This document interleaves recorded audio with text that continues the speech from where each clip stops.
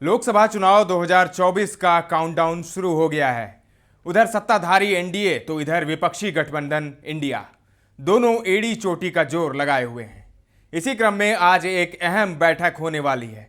विपक्षी गठबंधन इंडिया की समन्वय समिति की आज पहली बार बैठक होने वाली है। इस बैठक में गठबंधन में शामिल विभिन्न दलों के बीच चुनाव की रणनीति बनाई जाएगी, लेकिन सबसे बड़ी बात सीट बंटवारे के फॉर्मूले पर बात होगी। बैठक में बिहार से कौन कौन जा रहे हैं? इस बैठक में शामिल होने आरजेडी कोटे से डिप्टी सीएम तेजस्वी यादव जा रहे हैं और जेडीयू से जल संसाधन मंत्री संजय कुमार झा शामिल होंगे। समन्वय समिति के सदस्य के बतौर जेडीयू से राष्ट्रीय अध्यक्ष राजीव रंजन सिंह उर्फ ललन सिंह शामिल हैं, लेकिन बताया जा रहा है कि उनकी तबीयत ठीक नहीं है। बीते 2 दिनों से उनकी तबीयत खराब है, उन्हें तेज बुखार है और वो बैठक में शामिल होने की स्थिति में नहीं है। चर्चा है कि वह डेंगू से पीड़ित हैं। जानकारी के मुताबिक मंगलवार को मुख्यमंत्री आवास पर हुई जेडीयू की बैठक में सीएम नीतीश कुमार ने ललन सिंह के बीमार होने तथा इस बैठक में शामिल होने के लिए संजय झा को अधिकृत करने की घोषणा की। तो कमेटी का गठन होने के बाद समन्वय समिति की इस महत्वपूर्ण बैठक में शामिल होने के लिए डिप्टी सीएम तेजस्वी यादव और जल संसाधन मंत्री संजय झा मंगलवार को ही दिल्ली के लिए रवाना हो गए। समन्वय समिति की बैठक एनसीपी प्रमुख शरद पवार के दिल्ली स्थित आवास पर होनी है। टीएमसी से कोई नहीं होगा शामिल।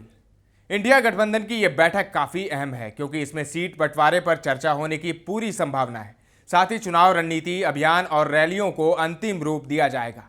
इंडिया गठबंधन समन्वय समिति की बैठक काफी महत्वपूर्ण है क्योंकि इससे पहले विभिन्न उप समूहों की बैठक हो चुकी है। सूत्रों के मुताबिक ज्यादातर राज्यों में घटक दलों के बीच सीट बंटवारे को लेकर कोई बहुत मुश्किल नहीं आएगी, लेकिन बड़ी बात यह है कि बैठक में तृणमूल कांग्रेस यानी टीएमसी से किसी सदस्य के हिस्सा लेने की उम्मीद नहीं है। अभिषेक बनर्जी ने ट्वीट कर कहा है कि समन्वय समिति की बैठक 13 को दिल्ली में है, पर ईडी ने समन जारी कर मुझे इस दिन पेश होने को कहा है। ऐसे में कमेटी की इस पहली बैठक में 13 सदस्यों के शामिल होने की बात कही जा रही है। नए गठबंधन के इस नवगठित कोऑर्डिनेंस कमेटी के सामने बेहतर कोऑर्डिनेंस के लिए 13 सवालों के जवाब खोजना, घटक दलों के बीच समन्वय बनाने के लिए बीच का रास्ता निकालना बड़ी चुनौती होगी। आज 13 तारीख है, 13 नेता हैं और 13 सवाल हैं। पहला सवाल, ममता बनाम अधीर की जंग कैसे खत्म होगी? दूसरा सवाल, लेफ्ट और टीएमसी की पुरानी अदावत बंगाल में कैसे सधेगी? तीसरा सवाल, केरल में कांग्रेस और लेफ्ट क्या फ्रेंडली फाइट में उतरेंगे? चौथा सवाल, बिहार में कांग्रेस लेफ्ट की 24 सीटों की डिमांड का क्या होगा? पांचवा सवाल, आप और कांग्रेस में कैसे बैठेगा सामंजस्य? छठा सवाल, घोसी उपचुनाव के बाद सपा की बढ़ी डिमांड तो क्या होगा? सातवां सवाल, सीट बंटवारे का फॉर्मूला क्या होगा? आठवां सवाल, लोकसभा में 7, विधानसभा में एकला चलो कैसे चलेगा? नवा सवाल, नेता साथ आए लेकिन कार्यकर्ताओं में कैसे होगा समन्वय? 10वां सवाल, क्या गठबंधन में बसपा की एंट्री होगी?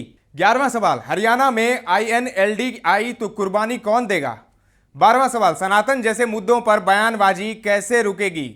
और अंत में 13वां सवाल यह है कि पवार फैमिली फाइट का नए गठबंधन पर क्या असर होगा? तो अब देखना होगा कि इन 13 सवालों का जवाब कैसे ढूंढा जाता है और आज समन्वय समिति की जो बैठक है उसमें क्या निर्णय होता है, सीट बंटवारे को लेकर क्या फैसला होता है। तमाम जो अपडेट है वो हम आपके साथ साझा करेंगे। अभी के लिए इतना ही। दर्श न्यूज पर खबरों का सिलसिला लगातार जारी है, देखते रहें दर्श न्यूज।